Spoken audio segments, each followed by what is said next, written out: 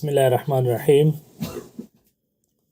الحمد للہ رب العالمین والصلاة والسلام علی اشرف الانبیاء والمرسلین نبینا محمد بن عبد اللہ وعلی آلہ واصحابہ الطیبین الطاہرین ومن تبعهم بإحسان إلى يوم الدین اما بعد۔ کتاب الطہارہ باب المیاہ۔ عن ابی ہریرہ رضی اللہ تعالی عنہ قال قال رسول اللہ صلی اللہ علیہ وسلم فی البحر والطہور ماؤه والحل میتته اخرجہ الاربعۃ وابن ابی شیبۃ واللفظ له وصححہ ابن خزیمۃ والترمذی۔ بلوغ المرام من ادلۃ الاحکام کے سلسلہ مبارکہ کا آج ہمارا تیسرا درس ہے اور پہلی حدیث ہے کہ جس کو ہم پڑھنے کی سعادت حاصل کر رہے ہیں۔ اور جیسے میں نے آپ سے عرض کیا کہ محدثین کا مختلف انداز ہیں اپنی کتابوں کو مرتب کرنے کے، لیکن احادیث احکام یا سنن کی جو احادیث ہیں جو فقہی ترتیب کے اعتبار سے مرتب کی جاتی ہیں، ان کی ابتدا کتاب الطہارہ سے ہوتی ہے۔ کیوں کہ خاص طور سے عبادات میں پہلے نمبر پر نماز آتی ہے، 5 بنائے اسلام بنی الاسلام علی خمس، تو اس کے بعد کیا ہے؟ شہادۃ ان لا الہ الا اللہ وان محمد رسول اللہ و اقام الصلاۃ۔ تو گویا اقامت صلاۃ 5 بنائے اسلام میں پہلے نمبر پر ہے، اور یعنی عقیدے کے بعد پہلے نمبر پر ہے، اور پھر اس کی جو اہمیت ہے اسلام کے اندر اسے الصلاۃ و عماد الدین واول ما یحاسب به العبد یوم القیامۃ الصلاۃ۔ تو یہ سارے دلائل اس بات کی طرف اشارہ کرتے ہیں کہ اسلام کے عبادات کے نظام میں سب سے بڑی عبادت کون سی ہے اور سب سے اہم عبادت کون سی ہے؟ نماز ہے۔ اور نماز کے لیے ظاہر ہے طہارت ضروری ہے، اور طہارت عام طور پر کس چیز سے ہوتی ہے؟ پانی سے ہوتی ہے۔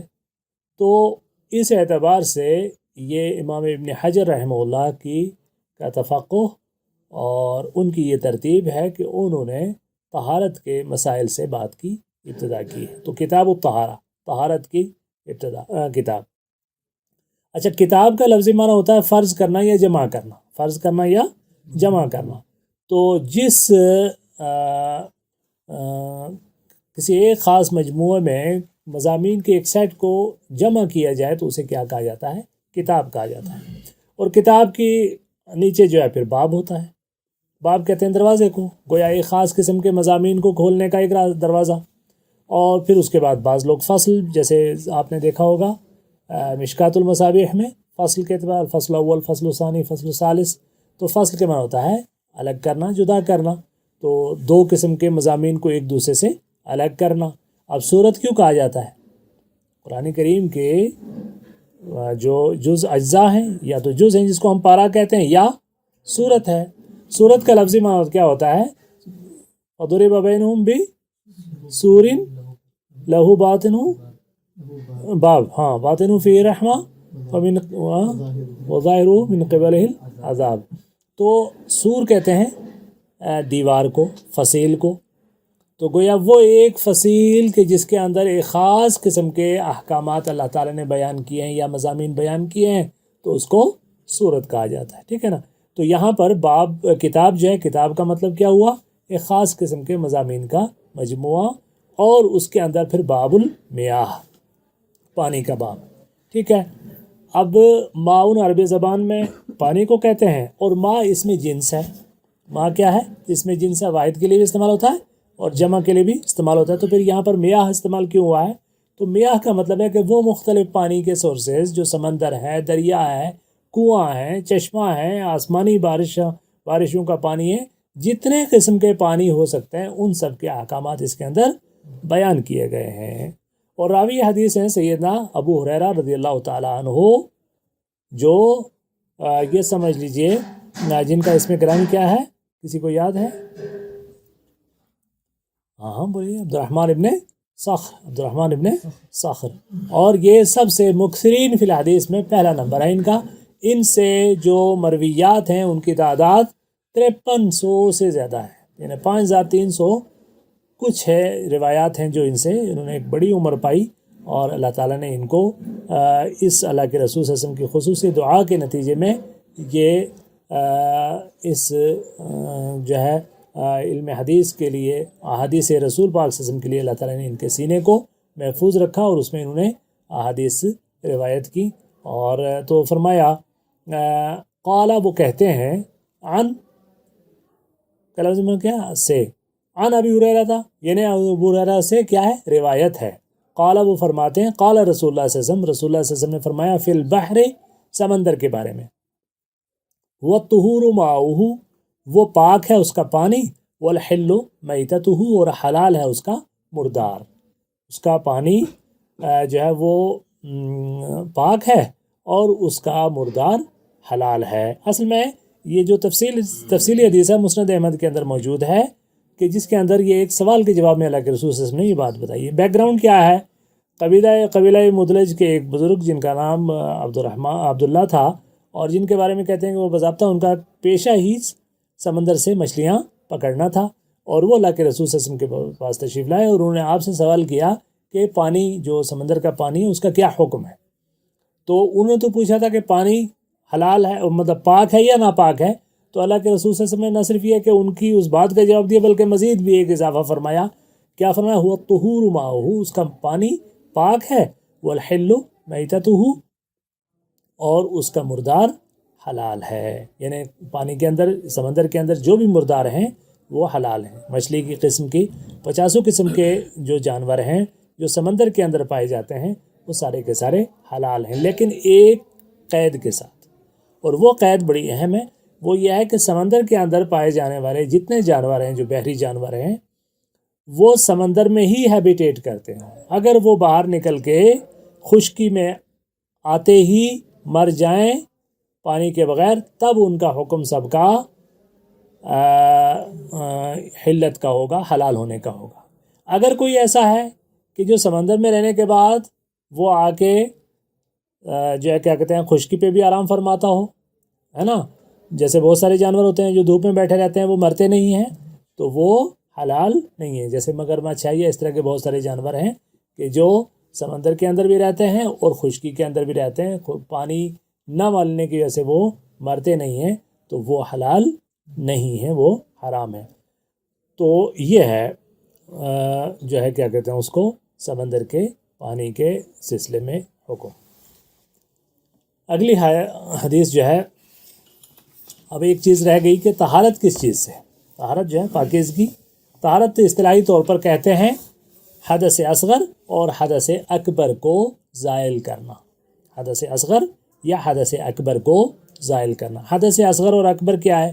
حدث اصغر کیا ہے؟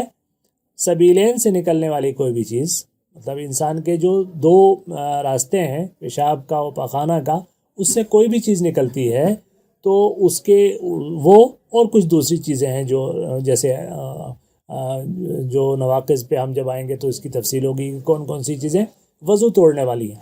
تو وضو ٹوٹنے والی جتنی چیزوں کے ذریعے آدمی کا وضو ٹوٹ چکا ہے، اس حدث کو، حدث کہتے ہیں ناپاکی کو، اس چھوٹی حدث کو زائل کرنا طہارت کہلاتا ہے۔ چاہے وہ پانی کے ذریعے ہو، مٹی کے ذریعے ہو، تیمم کے ذریعے، تو وہ سارا کا سارا کیا کہتا ہے؟ طہارت کہلاتا ہے۔ یا حدث اکبر، حدث اکبر کیا ہوتا ہے؟ کسی کو غسل کی حاجت ہے، یا کوئی خاتون ہے وہ اپنے ایام مخصوصہ اس نے پورے کیے ہیں اور اب اس کو غسل کی حاجت ہے، تو یہ حدث اکبر ہے، یعنی بڑی ناپاکی ہے، تو اس کو زائل کرنا ظاہر ہے غسل کے ذریعے ہوگا، تو اس پاکیزگی کو کیا کہا جائے گا؟ طہارت کہا جائے گا۔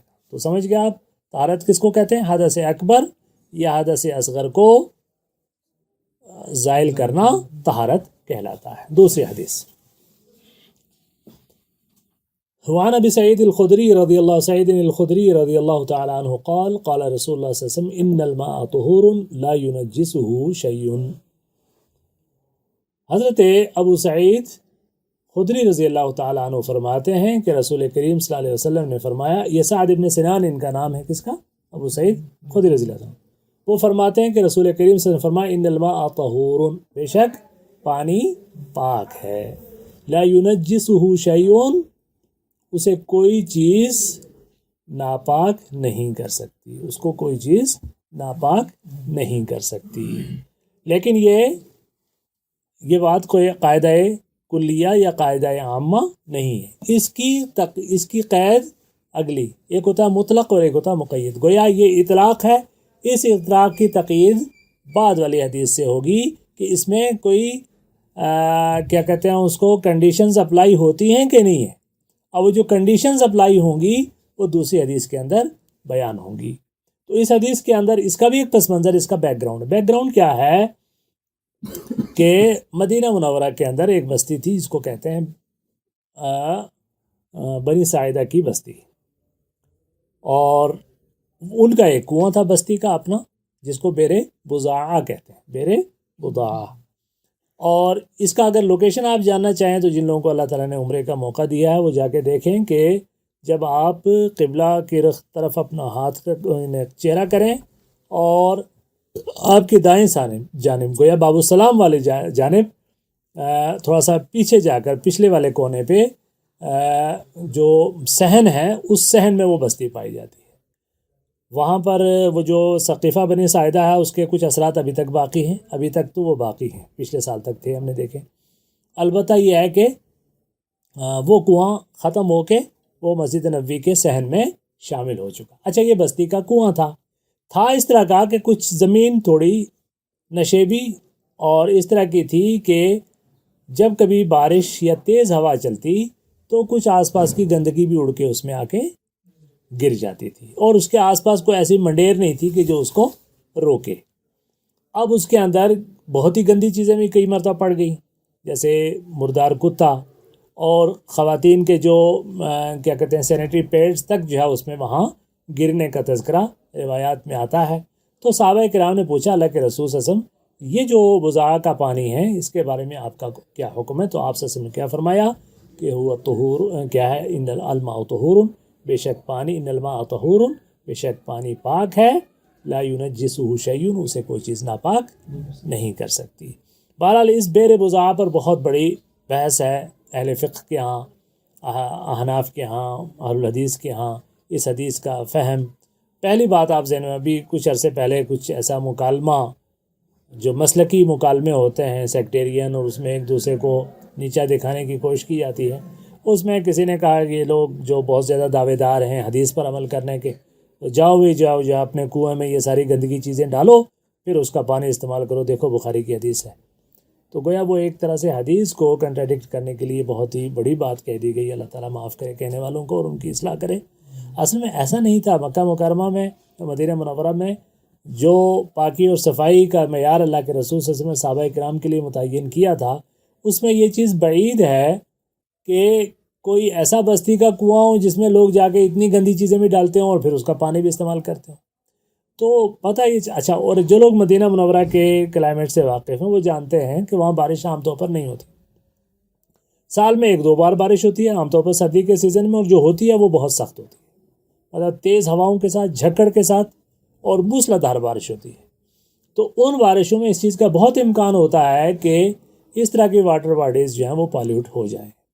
تو اس میں جو ہے وہاں پر اگر کچھ پانی چونکہ کسی کے مشاہدے میں یہ چیز آئی کہ وہاں گندگی پڑی ہے، اور ظاہر پڑی گی، اس کو پھر کو نکال بھی لیا گیا، اور پانی بھی اس کا کافی تھا۔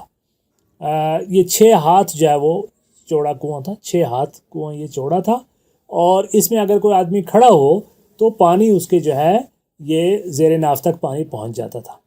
تو اتنا زیادہ اس کے اندر پانی تھا، تو ایسا بھی نہیں کہ پانی بہت کم تھا، اور ظاہر گندگی جب پڑ جاتی تو اس کو نکال بھی لیا جاتا تھا۔ تو بھارت ذہن میں ایک کراہت تو آتی ہے کہ یہ پانی اب پتہ نہیں قابل استعمال رہا ہے کہ نہیں رہا ہے، اسی لیے اللہ کے رسول صلی اللہ علیہ وسلم سے پوچھا گیا کیا اس پانی کو ہم استعمال کر سکتے ہیں کہ نہیں؟ تو اللہ کے رسول صلی اللہ علیہ وسلم نے فرمایا کہ پانی کو کوئی چیز ناپاک نہیں کر سکتی، پانی پاک ہے۔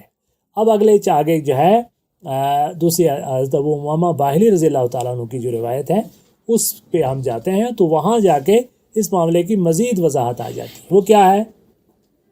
وعن ابی امامۃ الباہلی رضی اللہ تعالیٰ عنہ قال قال رسول اللہ صلی اللہ علیہ وسلم ان الماء لا ينجسه شیء، بے شک پانی کو کوئی چیز ناپاک نہیں کر سکتی، الا ما غلب على ریحہ وطعمہ ولونہ، مگر وہ چیز کہ جو غالب ہو جائے اس کی بو پر، اس کے مزے پر اور اس کے رنگ پر۔ تو 3 کریکٹرز ہو سکتے ہیں کس چیز کے، پانی کے، یا 3 صفتیں ہو سکتی ہیں. ایک ہے اس کی بو، دوسرا ہے اس کا رنگ، اور تیسرا اس کا مزہ. اب اگر کوئی چیز اس پانی کے اوپر کوئی گندگی، اب یہاں دیکھیے آپ روح افزا بھی ڈالیں گے تو رنگ بدل جائے گا، مزہ بدل جائے گا، اور خوشبو بدل جائے گی. دودھ ڈالیں گے تو بدل جائے گا، لیکن ناپاک تو نہیں ہوگا، چونکہ وہ چیزیں اصلاً پاک ہیں. دودھ پاک ہے، اور کوئی چیز حلال طیب چیز پڑی ہے تو اس سے وہ پاک ہے. ناپاکی سے، گندگی سے اگر کوئی ایک صفت بھی اس کی ناپاک ہو جائے، مطلب چینج ہو جائے، کوئی گندگی پڑی، کوئی جو ہے دم مسفوح پڑ گیا، خون پڑ گیا، یا پیشاب پخانہ پڑ گیا، تو اس کے نتیجے میں کیا ہو گیا کہ اس کا رنگ بدل گیا، یا اس کی بو بدل گئی، یا اس کا مزہ بدل گیا، یا تینوں بدل گئے، یا 2 چیزیں بدل گئی، تو اب وہ پانی ناپاک ہوگا، وہ قابل استعمال نہیں ہوگا. ٹھیک ہے. اور تیسری حدیث ہم پڑھتے ہیں. وہاں نبی، بلکہ چوتھی حدیث، وہاں نبی. اچھا، اور ایک بات اور ذہن میں کہ یہ حدیث سند کے اعتبار سے ضعیف کہا ہے اس کو، محدثین نے ضعیف کہا ہے، لیکن جو اس کا حکم ہے وہ اجماعی طور پر ثابت ہے. اس کا جو حکم ہے وہ اجماعی طور پر ثابت ہے، لہٰذا اس سے امام ابن حجر نے اس حدیث کو بطور تقویت کے لائے ہیں. اگرچہ سند کے اعتبار سے یہ کمزور ہے، لیکن اس کا حکم اجماعی طور پر ثابت ہے. وعن عبداللہ ابن عمر رضی اللہ تعالی عنہ قال قال رسول اللہ صلی اللہ علیہ وسلم اذا كان الماء قلتين لم يحمل الخبث، کہ جب پانی 2 بڑے مٹکوں کے برابر ہو جائے تو وہ گندگی کو نہیں اٹھاتا، یعنی وہ پھر پانی کو گندا نہیں کر سکتا. اگر پانی اتنی مقدار میں ہے کہ وہ 2 قلے کے برابر ہے. اب قلہ کیا ہے؟ قلہ زمانے میں پورا بڑے سائز کے مٹکے ہوا کرتے تھے جس میں پانی اسٹور کیا جاتا تھا. تو 2 مٹکوں کے برابر اگر پانی موجود ہو تو پھر وہ گندگی کو جو ہے وہ ظاہر گندگی کا مزاج یہ ہے کہ وہ بیٹھ جاتی ہے. تو اور اتنا زیادہ اگر پانی ہے تو وہ استعمال کرنا اس کا جائز ہے. ٹھیک ہے. تو اب یہ قلے کی مقدار کیا ہے؟ مقدار کے سلسلے میں مختلف چیزیں کہی گئی ہیں. البتہ یہ ہے کہ اس کے لیے جو اندازہ لگایا گیا کہ اس زمانے کا جو قلہ تھا اس کا سائز کتنا تھا یہ ہے، تو وہ 500 رطل، یا جو موجودہ پیمانوں کے اعتبار سے وہ 160 لیٹر پانی اگر کسی جگہ اسٹور ہو اور اس میں اگر چھوٹی موٹی گندگی بھی پڑ جائے تو وہ گندگی اس میں مؤثر نہیں ہو سکتی اور وہ پانی قابل استعمال ہے. البتہ یہ فقہی بحث ہے موجود، بہرحال اپنے اپنے دلائل ہیں. وہ یہ کہ کیا وہ پانی اس کے یہ اوصاف اگر بدل بھی جائیں اور اتنی مقدار ہو تب بھی کیا وہ قابل استعمال ہے یا نہیں ہے، تو ایک الگ بات ہے. لیکن حدیث کا جو ظاہر ہے وہ یہی بتاتا ہے کہ پانی میں اگر اتنا پانی مقدار میں ہو اور اس میں کوئی ناپاکی پڑ بھی جائے تو وہ ناپاکی اس پہ مؤثر نہیں ہے بلکہ وہ پانی قابل استعمال ہے. تو یہ 3 حدیثیں جو معنی اور مفہوم کے اعتبار سے ایک دوسرے سے جڑی ہوئی ہیں. یہ چاروں احادیث معنی کے اعتبار سے اور مضمون کے اعتبار سے ایک دوسرے سے جڑی ہوئی تھی. تو اس کے ذریعے آج ہم نے اپنے درس کا آغاز کیا ہے. تو ہمارا یہ منہج ہوگا انشاءاللہ اس سبق میں کہ جو ضروری نکات ہیں وہ آپ کے سامنے بیان کیے جائیں گے، بہت زیادہ تفصیل کے ساتھ. ظاہر ہے اتنی تشریحات خاص طور سے اس کتاب کی بلوغ المرام کی خدمت بہت کی ہے علم نے، بہت کتابیں اس میں اس کے سلسلے میں اس کی شروحات بہت زیادہ ہیں، ہر مسلک والے نے کی ہے اور پھر مختلف قسم کے اس میں چیزیں کہی گئی ہیں. تو وہ سارے کے سارے نکات ظاہر ہے میرے سامعین اور خاص طور سے آپ طالب علم جو ہے، آپ کا جو چونکہ مدرسہ بیک گراؤنڈ آپ کا نہیں ہے، تو جن فنون کو پڑھنے کے بعد طالب علم حدیث پڑھنے کے مقام تک پہنچتے ہیں تو بہت ساری چیزیں ان کے لیے فالو کرنا آسان ہو جاتی ہیں. لیکن آپ حضرات کے چونکہ وہ بیک گراؤنڈ نہیں، اور آن لائن جو لوگ ہم سے جو ہمارے بچے اور بچیاں جو ہے وابستہ ہیں تو ان کا بھی بیک گراؤنڈ عام طور پر مدرسے کا نہیں ہوتا. تو ہم یہ کوشش کریں گے کہ اس کو زیادہ بوجھل اور مشکل نہ بنائیں بلکہ آسان کر کے حدیث کا جو مفہوم ہے وہ بیان کیا جائے، اور جو ضروری ٹیکنیکل چیزیں حدیث کے متعلق ہیں وہ آپ کے سامنے ڈسکس کی جائیں. سبحانک اللہم و بحمدک نشہد ان لا الہ الا انت نستغفرک و نتوب الیک. وصلی اللہ علیہ